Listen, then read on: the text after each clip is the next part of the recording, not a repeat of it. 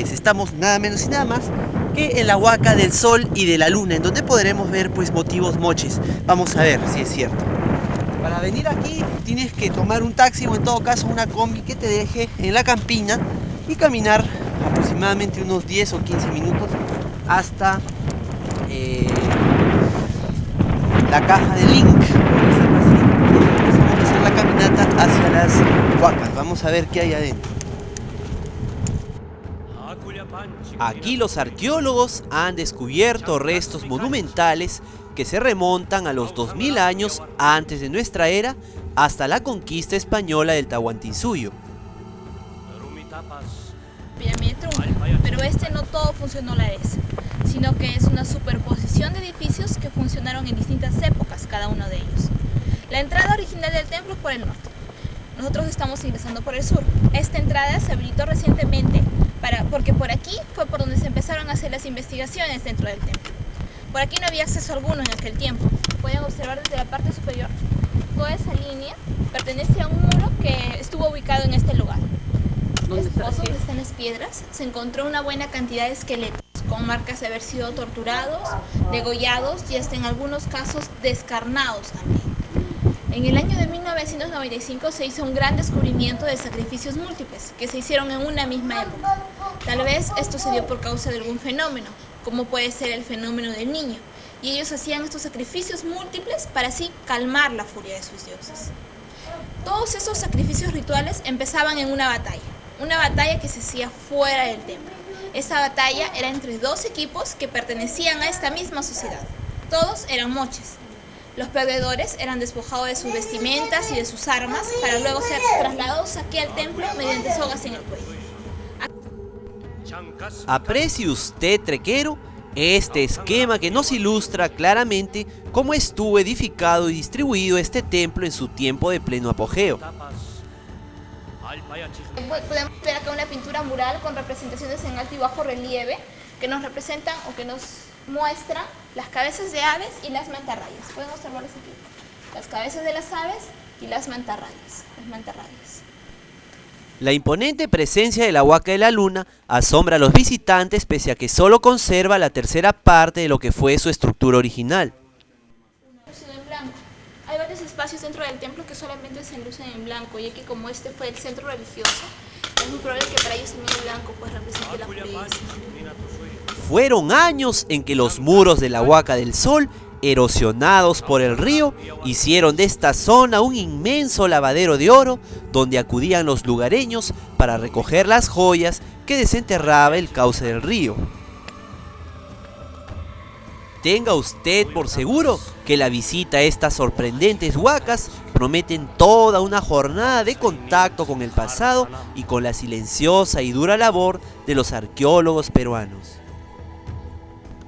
Es así que en la Huaca de la Luna se puede comprobar la costumbre de enterrar los monumentos con gruesas capas de adobe. El templo, ¿no? Ya que siempre al sacar los adobes, siempre quedan algunas piezas del muro. Ellos se encargan de reconstruir el muro con estas piezas originales. Ellos no vuelven a hacer estas piezas y menos pintarlo otra vez con un nuevo color. Todas las piezas, los colores que encontramos aquí, todos son originales. En este otro espacio encontramos lo que son trabajos hechos en metal, como el oro, la plata, que fueron encontrados de esta manera dentro de este canasto. Para sacar pieza por pieza se tuvo que hacer un trabajo muy minucioso, pueden observarlo, cortante. Posteriormente, en una de las habitaciones más importantes del templo, vamos a encontrar que en todas las pinturas murales se encuentra la representación de la serpiente. Para ellos la serpiente significaba fertilidad. Observe también que en las paredes de la plataforma estaban decoradas con altos relieves de color rojo y amarillo y con la figura de Ayapaek, el feroz dios degollador, dueño de la vida y de la muerte de los moches. También se pueden confrontar las construcciones con unas finas maquetas halladas durante las excavaciones, así como otras piezas que salieron a luz con las recientes investigaciones arqueológicas. Un detalle importante es que la Huaca de la Luna consta de 6 edificios superpuestos construidos en un periodo de 600 años hasta alcanzar los 30 metros de altura. Ahora nos encontramos en la parte más alta del complejo arqueológico. Más precisamente estamos en el último piso de la Huaca de la Luna. Y desde aquí tenemos una vista impresionante de todo el valle del río Moche, hasta la ciudad de Trujillo e incluso de otro cerro en donde se erige la Huaca del Sol, que aún sigue siendo estudiada e investigada por arqueólogos de la Universidad Nacional de Trujillo. Ustedes han podido apreciar en este variado video, hemos visto las impresionantes huellas de lo que fueron los moches en esos tiempos, y de verdad que me quedo anonadado de ver el estado de conservación de esas paredes con pinturas como ustedes han podido ver. En este momento me encuentro exactamente frente a lo que fue el apu tutelar de los moches, quizá en aquellas épocas. Aquella montaña era como una especie de protección para nuestros habitantes que vivieron en esta parte del valle del río Moche. Los restos de las excavaciones arqueológicas son lo que más sorprende en estos días a los turistas que visitan la Huaca de la Luna día a día. Esta huaca está situada justo al sur de la Huaca del Sol y en las faldas del Cerro Blanco, Apu Guamani de los Moches. Esta huaca ha concitado el interés de los arqueólogos, quienes han demostrado la utilidad ceremonial del monumento relacionado al culto del Apu Guamani. Aquí nos enteramos que durante el apogeo moche y de las culturas chimú e incluso inca se hacían sacrificios humanos. Estamos en una de las partes de los arqueólogos más importantes del tema. Mostraba la copa a todo el pueblo que estaba al otro extremo y según la iconografía, porque eso es lo que se ve en la iconografía, el sacerdote bebía la sangre del prisionero. En algunos casos también se ve al sacerdote virtiendo la sangre en lo que son los cultivos para una mejor fertilidad agraria. Pero en este caso podemos creer que es mucho más utilizado lo que era el beber la sangre del prisionero porque era una especie de renovación de poder. En los muros ubicados a la salida del templo es característico ver pinturas ya no en alto y bajo relieve, sino simplemente planas destacando figuras de cabezas de cóndor y serpientes con cabeza de felino y como siempre la representación del dios Ayapaec. Según cálculos realizados por los arqueólogos, la Huaca de la Luna tuvo gigantescas dimensiones.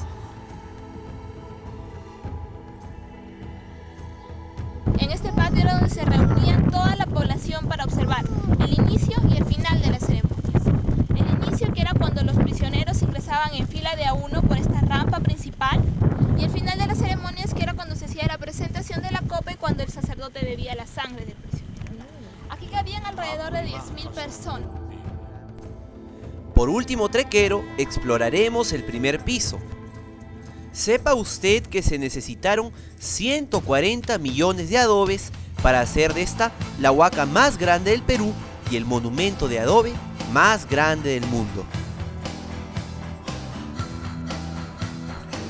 Es justo en esta parte en la que en el año de 1995 el arqueólogo canadiense Steve Burgett, como parte del proyecto arqueológico Huaca de la Luna, descubrió los restos de los sacrificios humanos, confirmando las teorías de que este monumento funerario tuvo una utilidad ceremonial muy importante para los moches y que los sacrificios humanos, como en toda gran civilización, fueron parte del comercio espiritual del hombre con la naturaleza y con los dioses.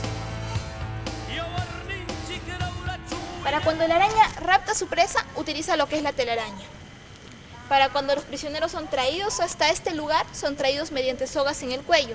Y muchos, o la mayoría, morían con las sogas amarradas en el cuello, en las manos y en los pies también.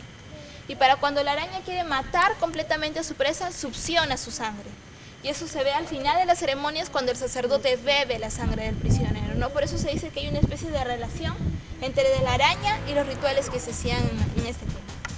En estos muros se aprecia la representación de los prisioneros desnudos en fila de a uno, con el miembro viril erecto y sangrando. Era tal el salvajismo de estas civilizaciones que los hacían caminar sangrando por todo el recinto ceremonial hasta llegar al templo en sí, pues para los moches la sangre fue muy importante. Se ve cuando los incas vinieron mucho después. La cultura chimú, por ejemplo, desde el siglo IX al siglo XV, más o menos. Los incas fueron posteriores. Ok. Bueno amigos, hemos finalmente recorrido toda esta inmensa y bien conservada huaca. Hemos escuchado atrocidades que se hacían en las épocas. Aún así hay mucha información y hay mucho por estudiar acerca de este gran complejo arqueológico. Vamos a ver si en un segundo plano sacamos más información. Espero les haya gustado esto, después de Chan Chan, por supuesto. Esto es Trujillo, Perú.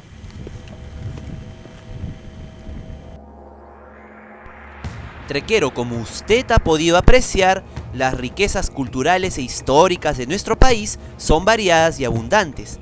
Para conocer el Perú, tendríamos que dedicar toda nuestra vida. Aún así, estos lugares son tan solo un pequeño reflejo de que en nuestro país se alojaron culturas y etnias muy bien organizadas administrativa, política y económicamente. ¿Y usted qué espera? Vamos, anímese y dése una vuelta por esta parte del Perú. Le aseguramos que no se va a arrepentir. Me he quedado realmente convencido de que el Perú tiene demasiado que mostrar a la gente y a los turistas. Lo bonito aquí es que puedo apreciar toda la campiña de Trujillo, llena de chacras, árboles y seguramente muy buenos restaurantes de comida criolla y típica del lugar que estaremos probando en unos instantes.